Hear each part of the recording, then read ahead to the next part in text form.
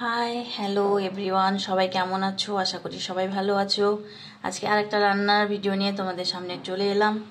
এখানে আমি মিডিয়াম সাইজের 3টে বড় বড় আলু ঝুরি করে কেটেছি। 2টো এখানে টমেটো আছে, সেটাকেও কেটেছি।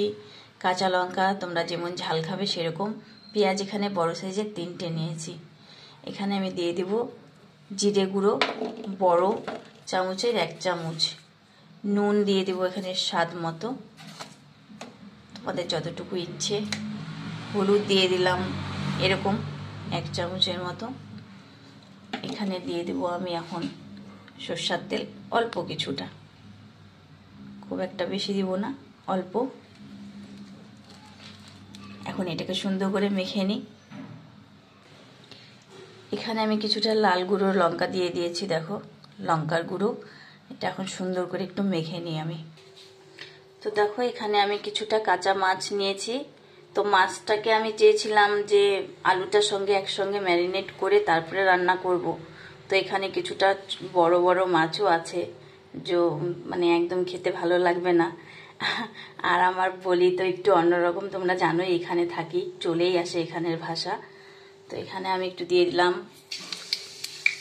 কালো জিরে। এখন আমি মাছটাকে দিয়ে দিব, তেলটা হয়ে গেছে আমার, মাছটাকে দিয়ে দিই।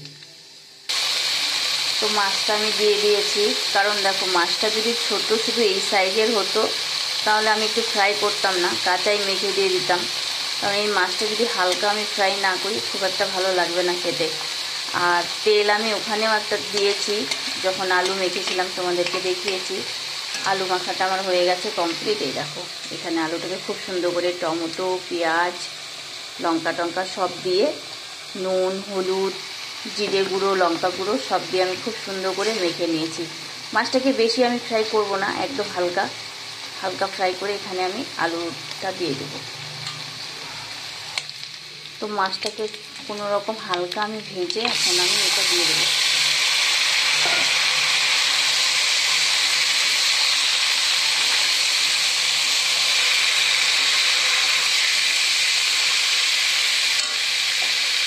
এটা যখন আমি ম্যারিনেট করছিলাম তখন খুব সুন্দর একটা ঘ্রাণ বেরিয়েছিল, যেমন চিকেন যখন ম্যারিনেট করলে গন্ধ বের হয় না, ঠিক সেমন বেরিয়েছিল, খুব সুন্দর। দেখি রান্না করার পর খেতে কেমন লাগে। সব দিয়ে একটু নেড়ে চেড়ে আমি ঢেকে দেবো, জল দেবো না এর মধ্যে, গ্যাস কম করে কমে আছে আমি রান্নাটা বানাবো। এটা তো আমি ঢেকে দিলাম। এই দেখো এখন এটা রান্না করতে একটু সময় লাগবে, কারণ গ্যাসটা কম করে রান্না করব, তো সময় লাগবে। তো কে কে এরকম খেতে ভালোবাসো অবশ্যই জানাবে।